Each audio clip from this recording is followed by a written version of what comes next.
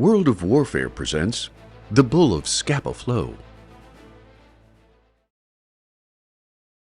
During the early months of the Second World War, Germany's Kriegsmarine sent their U-47 Type 7B U-boat on a potential one-way mission that many believed was impossible to achieve. Led by Captain Gunther Prien, Germany's top-secret operation involved the infiltration of the British Royal Navy's largest naval base at Scapa Flow in the Orkney Islands off the northern coast of Scotland, which had been used as a safe harbor as far back as the Vikings. Prien's solitary objective was crystal clear: do as much damage as possible to the British fleet stationed there. It was an insane mission, made worse by the fact that every U-boat mission to Scapa Flow during the First World War had ended in total destruction and loss of life, giving pause to even the toughest sailors aboard U-47. After Adolf Hitler's Third Reich annexed Austria, Czechoslovakia, and the Sudetenland in 1938, tensions began to escalate between Great Britain and France against the fascist nations of Germany and Italy. And despite the Munich Agreement of that same year, which was a settlement agreement between the same four countries, allowing Germany to recover some of the territory that once belonged to the Second German Empire before the Treaty of Versailles stripped them from Germany's sphere of influence,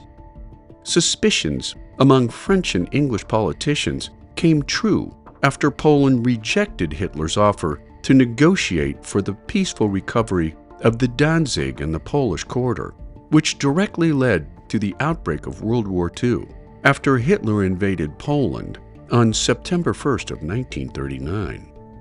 After the invasion of Poland and the subsequent declarations of war by France and Great Britain, Europe experienced an 8-month period of relative peace known as the Phony War, or Sitzkrieg to German soldiers, when no Allied land operations took place along the Western Front.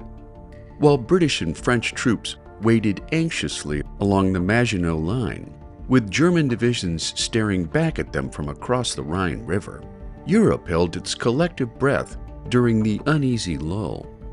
Yet to Adolf Hitler, the pause was intolerable until May the 10th, when his Wehrmacht forces invaded the neutral Low Countries of Holland, Belgium, and Luxembourg.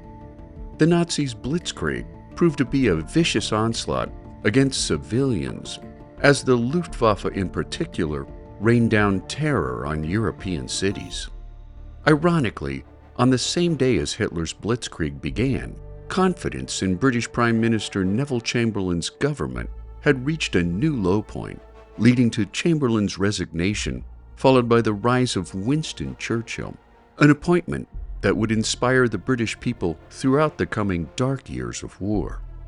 While the people of Great Britain and Western Europe clearly enjoyed this period of calm before the storm, Hitler's lull was not due to a change of heart over his empire-building aspirations, but rather due to the fact that his main Blitzkrieg force was about to unleash itself on Norway and Denmark, turning the neutral Scandinavian countries into a battleground between German, English, French, and Polish troops, who all wished to control the two nations for their own war objectives. The subsequent Battle of Norway would become the first major military operation in history to employ naval, ground, air, and airborne forces in the assault phase of Germany's attack. Even before the Nazis' invasion of Poland and the lull of the Phony War, the Kriegsmarine began to dispatch some of its U-boats in a preemptive move that would enable them to begin sinking enemy ships once all-out hostilities began, including Gunther Prien's U-47 of the 7th U-boat Flotilla, who would soon undertake one of the most remarkable careers of the German silent service. Built in February of 1937 at Friedrich Kripp Germaniwerft, before being commissioned in December of 1938, the Type 7B U-boat was among the most common class of submarines produced by the Kriegsmarine in the German Navy, one of over 700 Type 7Bs produced during the war. Considered a larger, heavier, yet vastly improved version of the Type 7A variant, The U-47 touted an aft torpedo tube moved to the inboard of the boat, along with an extra torpedo housed below the deck plating of the electric motor room, along with 2 others stored in watertight compartments under the upper deck floor, giving the U-47 a capacity of 14 torpedoes per patrol. Prien's ship also touted an 8.8 centimeter SKC-35 naval gun with 200 rounds of ammunition, along with one 2-centimeter C-30 anti-aircraft gun and 20 naval mines on top of her torpedo capabilities. The U-47 also carried 33 tons of additional fuel in external tanks, bolstering the U-boat's range to 2,856 miles at 12 miles an hour while running on the surface. Manned by 4 officers and between 40 to 56 sailors, the U-boat was powered by 2 F-46 4-stroke 6-cylinder supercharged diesel engines, along with 2 rudders for improved agility, both above and beneath the ocean surface, with a dive depth to 755 feet. When submerged, the U-47 was powered by 2 turbo-acting electric motors that could run the ship submerged for up to 24 hours at 3.5 miles per hour. By the time Gunther Prien was appointed captain of the U-47, he was already a well-respected and seasoned submariner, departing on his first war patrol on August 19th of 1939, where he and his men circumnavigated the British Isles on intelligence-gathering operations regarding the Royal Navy's mobilization during the final weeks leading up to the invasion of Poland. After British Prime Minister Neville Chamberlain declared war on Germany on September the 3rd, with France soon to follow, on September the 5th, U-47 entered the Bay of Biscay on its first hunt, sinking the SS Bosnia, Rio Carlo and Gardevan in rapid succession, before sighting several other British warships that proved too far out of range to engage. Returning to Germany to resupply and rest before their second patrol, Prien and Lieutenant Wellner, the captain of U-14, were summoned by Admiral Karl Dönitz himself, a summons that made both young officers worry that something terrible had happened. Waiting for hours in the war room while other sailors met with the Admiral, when Prien's turn came, he was greeted by the Admiral, who quickly introduced him to a chart of Scapa Flow. It was then that Prien understood that the Admiral was planning a mission against the Royal Navy's most important base. When Dönitz caught Prien's surprised expression, he turned to the younger man and said, "Tell me, Prien, do you think that a determined commander could get his U-boat inside Scapa Flow and attack the enemy naval forces lying there?" Finding it difficult to put his thoughts together on the matter, Dönitz then added, "I don't want you to give me an answer now. Think it over, report back on Tuesday, and let me have your considered opinion then. Whichever way you decide, it will not be a black mark against you. It will not affect the high opinion we have of you." After the meeting, Prien secluded himself to devise an effective plan to break into Scapa Flow, attack enemy warships before making it out alive. Studying charts of Scapa Flow until he had committed them to memory, the captain reported back to Dönitz the following day, who simply asked yes or no.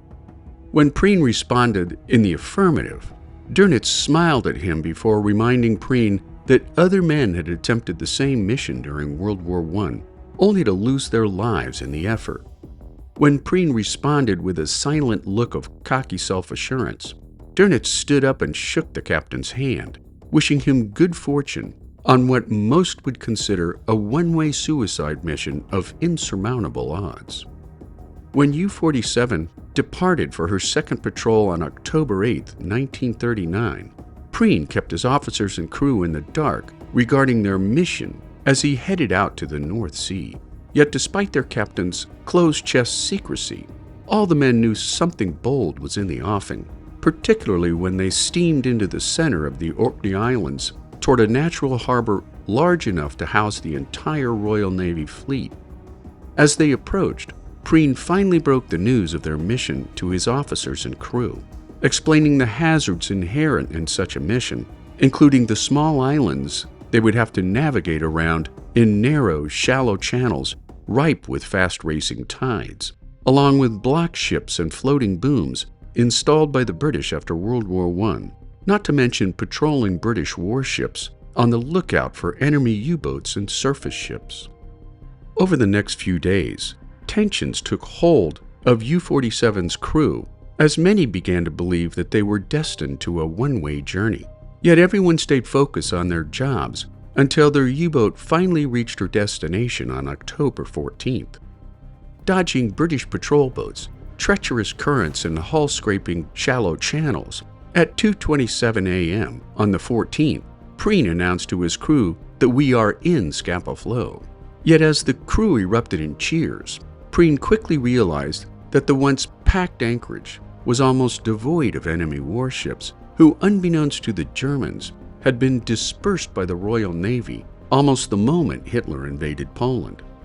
Looking for any suitable targets while remaining undetected by the enemy, U-47 came in contact with 4 British warships, including the recently commissioned light cruiser Belfast, yet each remained too far out of range to make for suitable targets.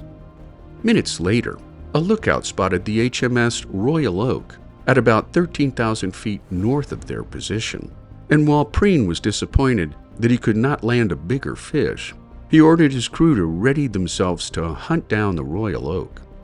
Closing in on the enemy ship just before 1 in the morning, the U-47 fired a salvo of 3 torpedoes. A few stressful seconds passed before Prien and his crew realized that all 3 torpedoes had missed their intended target. Prien fired his 4th torpedo at 1:04 a.m., striking the enemy ship. Prien then turned his U-boat before firing a salvo of 3 more torpedoes, which struck the Royal Oak 10 minutes later. The explosions blew a hole in the armored deck of the Royal Oak, causing a loss of electrical power before igniting a magazine that rapidly engulfed the ship in flames. The Royal Oak then rolled onto her side before disappearing beneath the surface, taking the lives of 833 men, including Rear Admiral Henry Blagrove. Returning home to a hero's welcome, including a personal reception by Dönitz and Hitler themselves, Prien became the first U-boat commander to be awarded the Knight's Cross of the Iron Cross. Nicknamed the Bull of Scapa Flow for his gutsy incursion and escape from the notorious British port, the U-47 was decorated with a snorting bull that soon became the emblem of the 7th Flotilla. The incredible feat soon became a topic of interest the world over, while substantially increasing Hitler's trust in the raw effectiveness of his Kriegsmarine and his hopes that Great Britain would surrender without having to invade the British Isles. Prien and his U-47 would go on to sink 30 Allied ships worth 200,000 tons until she mysteriously disappeared on her 10th patrol in March of 1941, never to be seen again. While some historians believe U-47 was sunk on March the 7th by HMS Wolverine off the west coast of Ireland, others believe she was lost due to mechanical failure, a mine encounter, or a malfunctioning torpedo, making the Bull of Scapa Flow a long-remembered legend among German submariners.